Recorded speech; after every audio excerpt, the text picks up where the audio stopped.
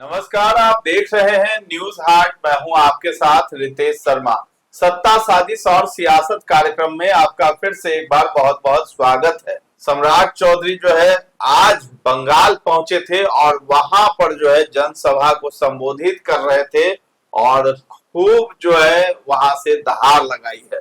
ममता बनर्जी की तुलना लालू यादव से कर डाली है। जिस प्रकार से गुंडा राज, जंगल राज था बिहार में लालू यादव के शासनकाल में, उसी बात को वहां उन्होंने दोहराया है और कहा है कि ममता बनर्जी का भी वही राज यहाँ पे। इसके साथ ही साथ उन्होंने पीएम मोदी का गुणगान भी किया है और कहा है कि पीएम मोदी के कहने के बाद ही पुतिन ने युद्ध रोक दिया था। और क्या क्या बातें कही हैं सम्राट चौधरी ने, उसी पर हम विचार विमर्श करेंगे। इसके साथ ही साथ हम बात करेंगे ओसामा साहब, मरहूम जो शहाबुद्दीन हैं उन्हीं के बेटे हैं। ओसामा साहब विधायक बने हैं नए नए और उन पर जो है अब एफआईआर दर्ज हो गई है, यानी मुश्किल में फंस गए हैं। एफआईआर किसने करवाया है, इस पर हम चर्चा करेंगे। इसके साथ ही साथ एक तरफ तो ऐसी खबर चल रही है कि जो डिप्टी सीएम का पद है निशांत को मिलेगा, लेकिन मुख्यमंत्री नीतीश कुमार नहीं चाहते हैं कि निशांत अभी डिप्टी सीएम बने। लेकिन एक तरफ निशांत कुमार जो है मंदिर मंदिर घूम रहे हैं और आज ही जो है वो पहुंच गए थे हाजीपुर में, बाबा हरिहर नाथ यानी सोनपुर, वहां पहुंचे थे और मंदिर में दर्शन करने के लिए पहुंचे थे बाबा हरिहर नाथ का, और कह भी रहे थे कि 20 सालों से हम यहाँ लगातार आते रहे हैं।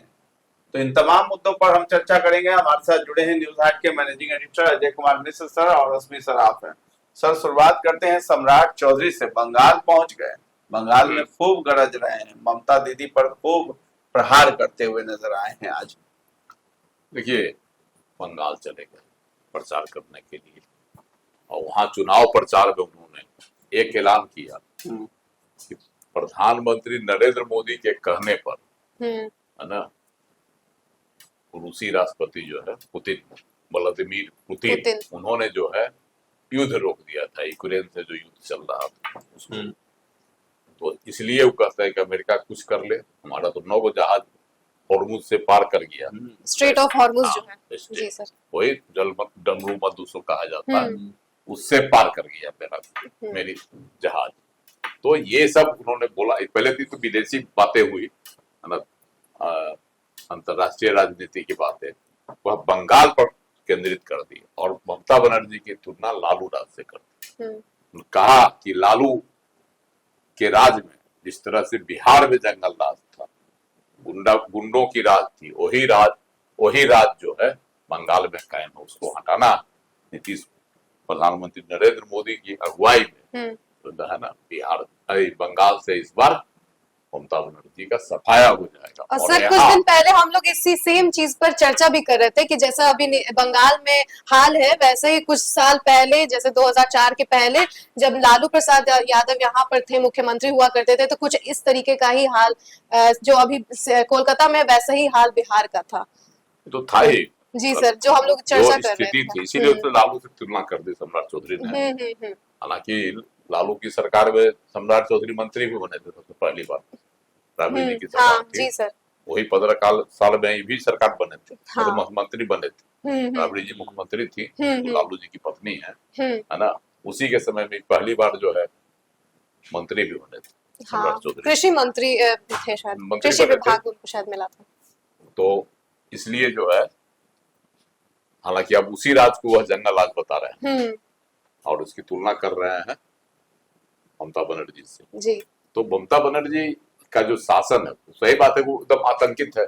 क्योंकि वहां चुनाव आयोग तो छोड़ दो, जो है सर्वोच्च न्यायालय, उसको भी हस्तक्षेप करना पड़ रहा है लॉ एंड ऑर्डर बनाए रखने के लिए। जैसे जो है ना, आईपैक के कार्यालय पर छापा पड़ा ईडी का, वहां से जो फाइलें थी वह ममता बनर्जी खुद आकर जो है ना ईडी अधिकारियों के हाथ से फाइलें छीन ली।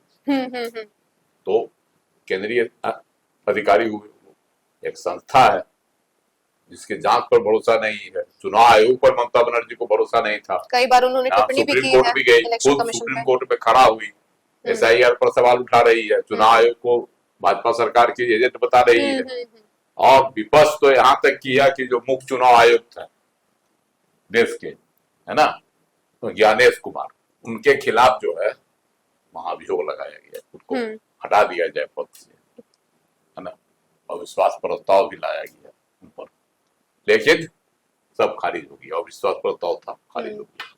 तो ये सब चीजें भी हो गई दोनों सदन से, लेकिन ममता बनर्जी को अभी भी भरोसा नहीं।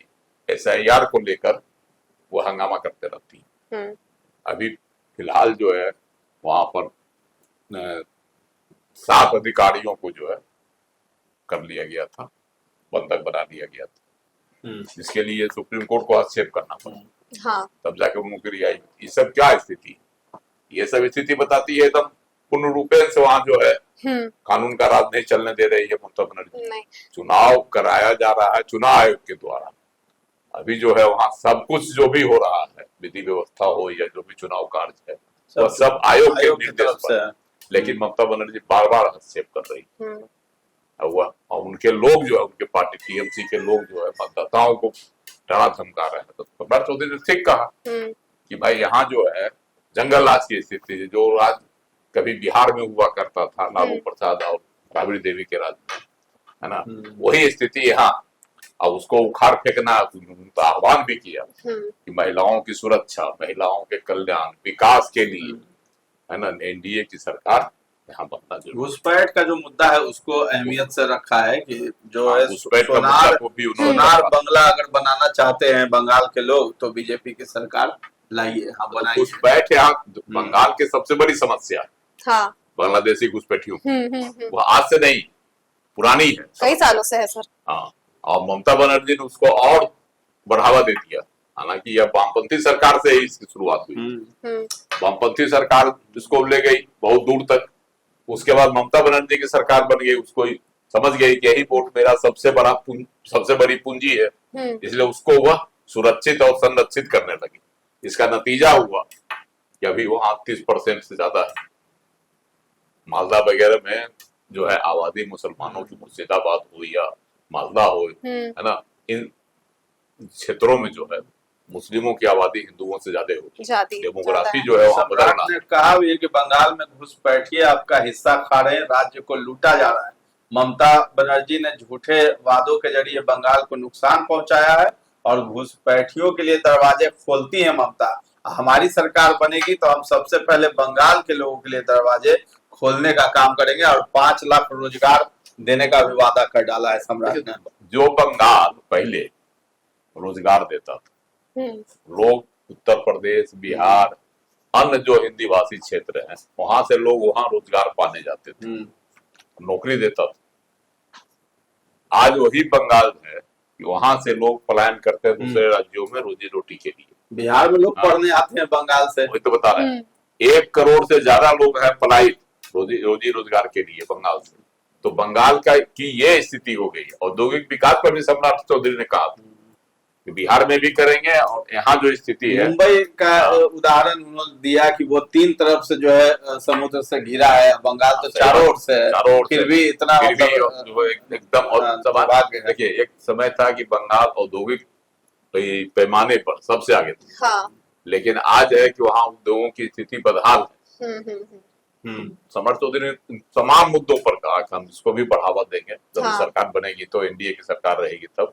तो ये सब बातें उन्होंने ये भी कहा है कि जैसे महिलाओं को अगर आप चाहते हैं कि वो सुरक्षित रहे बंगाल में, जैसे अभी 1-2 साल पहले ही जो एक घटना हुई थी आरजीकर मेडिकल कॉलेज वाला जो चीज हुआ था सर, तो हाँ, उससे पता चला था कि महिलाएं कितना ज्यादा असुरक्षित है बंगाल में। तो उसको भी लेकर उन्होंने कहा है कि अगर आप चाहते हैं कि महिलाएं सुरक्षित हो, वो सुरक्षित घर से बाहर निकले, घर वापस लौटे, तो आप भाजपा की सरकार को यहाँ लाए। और साथ ही सर ये भी है बात कि जैसे उन्होंने बिहार का भी एग्जाम्पल वहां दिया है कि बिहार में जिस तरीके से हम लोग उद्योग स्थापित कर रहे हैं, अगर तो सर इससे हम एक चीज ये भी समझ सकते हैं कि कहीं ना कहीं वो वहां रहकर बिहारियों को भी खुश करना चाह रहे हैं कि देखिए हम आपका जिक्र बंगाल में भी कर रहे हैं और बिहार के वहां जो वोटर्स है, कोर वोटर्स है, उनको भी साथ देने की कोशिश कर रहे हैं। जो जहां भी भाजपा शासित है वहां के प्रमुख नेताओं को बंगाल में चुनाव प्रचार में क्यों उतारा गया? इसी वजह से ना, जैसे बिहार से तो बहुत सारे लोग हैं, तो सम्राट चौधरी का है, मंगल पांडे तो प्रभारी है, उसके बाद राष्ट्रीय अध्यक्ष है नितिन ने, तीनों के तीनों बिहारी हैं, इन तीनों को क्यों वहां पर भेजा गया? जो वहां बिहारी है, बिहारी वोटर्स को साधने के लिए, हाँ उनको साधने के लिए, और बिहार मॉडल का भी उन्होंने जिक्र किया कि बिहार मॉडल वहां स्थापित करने के लिए, अभी बिहार मॉडल में ये हाल है कि सब विकास के पैमाने पर बिहार मॉडल की चर्चा होती है। डेवलपिंग स्टेट की तरह इसको देखा जा रहा है बिहार को। इसीलिए चलिए उसामा साहब की भी बात कर लेते हैं। उन पर FIR हो गई है, कौन सी मुसीबत में फंस गए हैं वो? देखिए, उसामा साहब रघुनाथपुर से राजद के विधायक है ना, और उन पर आरोप जो है चंदन सिंह ने लगाया, उन्होंने FIR भी किया।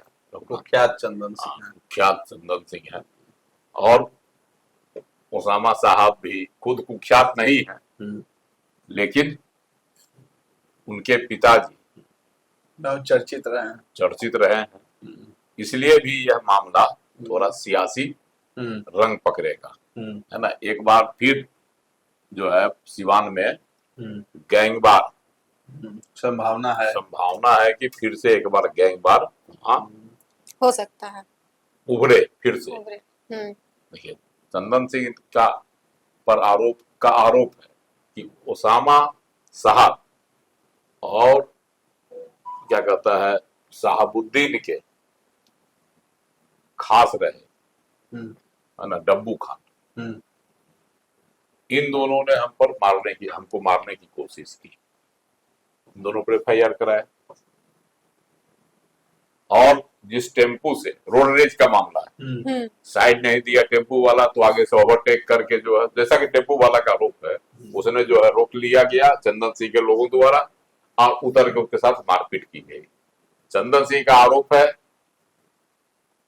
कि हमारे गाड़ी पर पथराव किया गया, मारपीट किया गया, और है ना, और गाड़ियां क्षतिग्रस्त कर दी गई। हम उस पुलिस को जब सूचना मिली तो पहुंचा, होमगार्ड का एक जवान भी घायल हो गया। तो ये सब बातें उसमें है ना। अब देखना है कि चंदन सिंह का एक आरोप और है कि जैसे ही चंदन सिंह को देख लिया कि चंदन सिंह के लोग हैं इस गाड़ी में, उसके बाद भीड़ वहां इकट्ठी हो गई और उन लोगों ने पथराव भी कर दिया, है ना। इस पथराव में एक होमगार्ड घायल हो गया, इनकी गाड़ी क्षतिग्रस्त हो गई। तो ये दोनों ओर से जो FIR कराया गया है, पर FIR कराया चंदन सिंह ने, MS नगर थाने के गोली चलाई गई है, जान से मारने की साजिश थी। चंदन सिंह ने उसामा पर FIR करवाया है, 3 FIR हो गए हैं यहाँ पर, तीनों के। वो चंदन सिंह कराया, और जो है पक्ष से 6 लोग गिरफ्तार भी हुए, ऐसा कहा जा रहा है। ऑटो चालक को भी गिरफ्तार किया गया है, और बाकी चंदन सिंह समेत जो है कुल 6 लोग आरोपित किया गया। वहां पर बड़ा हो जाता हादसा। पुलिस की तत्परता से मामला जो है कंट्रोल में आया, नहीं तो वहां पर फिर से एक सिवान का जो है नाम चर्चित हो जाता। आज जो है DGP ने भी कह दिया है कि कार्रवाई होगी, बड़ी कार्रवाई की जाएगी। हाँ, तो जो भी दोषी होंगे, जैसे SP ने भी यही कहा था। SP ने पूरा बात बताया कि रोड रेज में गाड़ी थी चंदन, इसका ऑटो चालक जो है उसका अलग आरोप है, एनुल हक ऑटो ड्राइवर का नाम उसका है कि हमको रोड रेज करके गाड़ी रोक के हमको मारा पीटा गया। हाँ, और चंदन सिंह का आरोप है कि हमारी गाड़ी पर लोगों ने हमला कर दिया, पथराव हुआ। आगे किसी तरह से मेरी जान बच गई, है ना। और यह सब जो है उसामा साहब और शहाबुद्दीन के खास रहे, डब्बू खान की जो है ना मिली भगत है।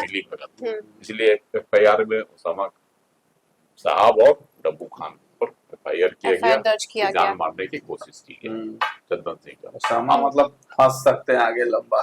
देखिए, उसामा भी अब उसी तरह से एक बार पहले भी एक मामला फंसे, है ना, उसमें भी इसी तरह के इन पर आरोप लगा था। पहली बार गिरफ्तारी भी हुए थे, गिरफ्तारी भी इनकी हुई थी। इस बार भी FIR हुआ है। अभी तो विधायक है। हाँ, विधायक हैं तो गिरफ्तारियां हो सकती है। विधायक होने के विधायकी पे भी संकट आ सकती है। नहीं, विधायकी पर तो जब कोर्ट का सवाल आएगा तब फैसला आएगा तब ना। जब तक गिरफ्तारियां हो सकती है, गिरफ्तार उनको करेगा, जैसे चलिए आनंद सिंह गिरफ्तार हुए थे, ये भी गिरफ्तार हो सकते हैं, यह संभावना बनती है। निशांत कुमार को लेकर के जो है नीतीश कुमार बड़े हिचक रहे हैं, वो नहीं चाहते हैं कि उप मुख्यमंत्री बनाए निशांत को। एक तरफ निशांत जो है खूब मंदिर मंदिर भ्रमण कर रहे हैं, भगवान का दर्शन कर रहे हैं, मीडिया में बयान भी दे रहे हैं। देखिए, निशांत कुमार जब पार्टी में ज्वाइन कर रहे थे उस समय भी यह खबर सुर्खियां बनती थी कि नीतीश कुमार जी नहीं चाहते, है ना, नहीं चाहते हैं, बनी थी ना खबर। और निशांत पार्टी में जो है एकदम ग्रैंड तरीके से ज्वाइन की, अब वो पार्टी के नेता हो गए ना। तमाम आरोप जो है, अब इसी तरह के एक सवाल उठ रहा है कि नीतीश कुमार जी नहीं चाहते हैं कि निशांत कुमार को डिप्टी सीएम बनाया, तो सरकार में शामिल किया जाए, खास करके उप मुख्यमंत्री नहीं बनाया। लेकिन नीतीश कुमार जी ने क्या कहा, कल आप सीन देखे हुए था, जब वह विधान परिषद के गेस्ट हाउस का उद्घाटन करने गए थे तो उस समय नारेबाजी हुई थी, बिहार का सीएम कैसा हो, निशांत कुमार जैसा हो, निशांत कुमार जैसा हो। दोनों डिप्टी सीएम भी मौजूद थे उधर। उस समय जो है नीतीश कुमार जी कुछ बोल नहीं रहे, वो मुस्कुरा रहे थे। उन्होंने विरोध नहीं किया, मना नहीं किया कार्यकर्ताओं को, लेकिन मुस्कुराहट उनकी साफ झलक रही थी। इसका मतलब है कि वह यह जो नारा लग रहा था उनको अच्छा लग रहा था। तब तो कोई ये खबर गलत नहीं, हिचक रहे हैं। हाँ, इसलिए हमको नहीं लगता है कि वो हिचकेगा। हाँ, एक बात और है, वह चाहते होंगे कि अभी संगठन में रहे, पार्टी का सारा चीज सीख ले, उसके बाद मुख्यमंत्री की उप मुख्यमंत्री की कुर्सी, लंबी रेस के लिए चलिए निशांत कुमार को तैयार करना चाहते। और जाहिर सी बात है सर, अगर कार्यकर्ता भी तो यही चाहते हैं कि उनको उप मुख्यमंत्री अगर सरकार में निशांत नहीं रहते हैं तो आगे जो 4 साल का कार्यकाल है उसमें इनकी कितनी पकड़ होगी, सरकार में चाहिए ना। जब तक सीखेंगे नहीं तब तक की सरकार आगे हाकेंगे कैसे। तेजस्वी इसका उदाहरण है, 2015 में उप मुख्यमंत्री बने तो 2020 में अपने को मुख्यमंत्री के तौर पर प्रस्तुत कर दिए। अकेले महागठबंधन में किए थे ना, चेहरा वही थे, हम ये देंगे, हम वो देंगे, हम रोजगार देंगे, पहली कलम से ही हम रोजगार देंगे 10 लाख लोगों को। और उसका फायदा भी हुआ कि 2020 के विधानसभा चुनाव में सबसे बड़ा दल राजद बना। भले सरकार नहीं बन सकी लेकिन बना। तो ये एक होता है अब कॉन्फिडेंस, तो वो आत्मविश्वास पैदा करने के लिए निशांत को जब तक सरकार के साथ नहीं रखेंगे तब तक नहीं आ पाएगा, तब तक वह नहीं आ पाएगा और तब तक कोई नया फिगर जो है वो तैयार हो जाएगा। ये दिन चलिए, निशांत सीएम बने, इस तरह के नारेबाजी से नीतीश कुमार मुस्कुराते नजर आते हैं और उस मुस्कुराहट को लेकर के हम यहाँ चर्चा कर रहे थे। इसके साथ ही साथ ओसामा साहब पर एफआईआर हुई है, लंबा फंस सकते हैं। और इसके साथ ही साथ जो है हमने सम्राट चौधरी की चर्चा की, बंगाल पहुंचे हुए थे, ममता बनर्जी पर खूब बरस रहे थे और बंगाल में 5 लाख जो है रोजगार देने का वादा भी किया है, घुसपैठ रोकने का भी दावा किया है। कहा है कि हमारी सरकार बनाइए, सोनार बंगाल हम बनाएंगे इसको। तो फिलहाल इस चर्चा को हम लोग यहीं पर विराम देते हैं। कैसा लगा ये कार्यक्रम हमें कमेंट सेक्शन में जाकर के जरूर बताइएगा और हमारे चैनल को अभी तक आपने सब्सक्राइब नहीं किया है तो जरूर कर दें। धन्यवाद।